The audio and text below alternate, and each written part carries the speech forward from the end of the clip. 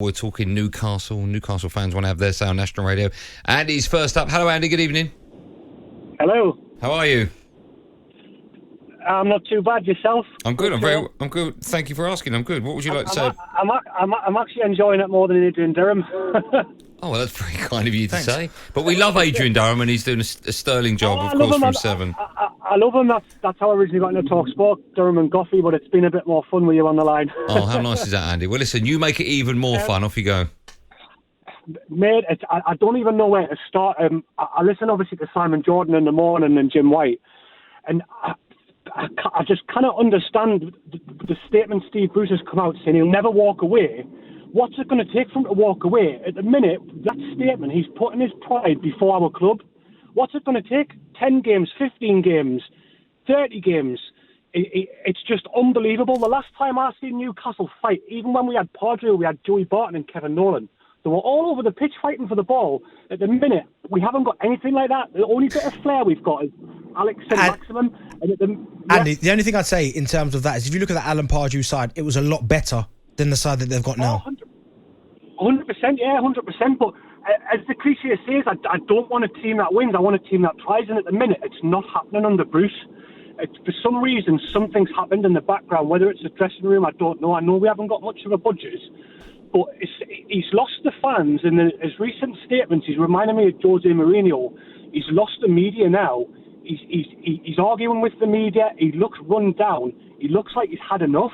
And he's saying he won't walk away. I don't understand why he's putting his pride. If he's got any ounce of decency, hang your boots up. Just move on. We can't sit there and move on to another 5 or 6, 7 games. What's it?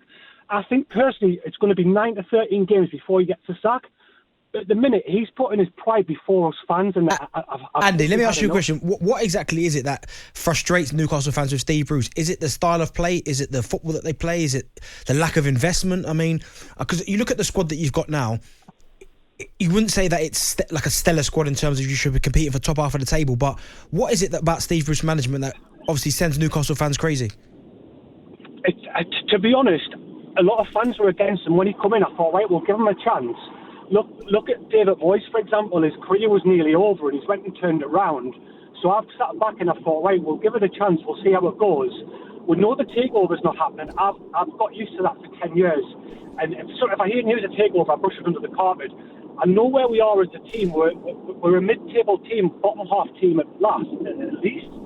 But something's just not right. Something in the background's going on. I don't know whether it's Ashley. He's a yes man. In the dressing room, Joe Willock said he wanted to come because he wanted to play for Steve Bruce. Whether or not that's true or not, I don't know. But we've got some decent players in there, but the defence is just nowhere near what it should be. And the only concern, as I said, is the way Steve Bruce answered Simon Jordan's question, saying, I'll never walk away. What's it going to take? That, to me, is saying he's got more pride. The managers are always saying, no player is bigger than the club. I'm saying no manager's bigger than the club. No. What he said there is absolutely not on. Okay. He's putting himself before the club. Andy, let me get to some more football fans, if that's okay, but I appreciate your time and your kind words as well. Have a lovely weekend, Dan. Thank you. Bye. Thanks. I think we finished at 7. I think Andy would have kept going till 9. Not happy though, is he? Listen, I get it. I've always said it before. I feel, out of all football fans, I feel the most sorry for Newcastle fans because, Arsenal fans? No, because Arsenal fans have had success and lots of it. But Newcastle fans think, and understandably, they were Champions League. I know. Not that long ago.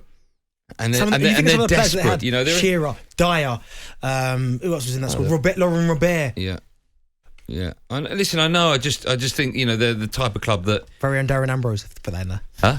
Very own Darren Ambrose. That's put in there as well. Matt is a Chelsea fan. Wants to say hello, Matt. How you doing, guys? All right. Excellent. How are you?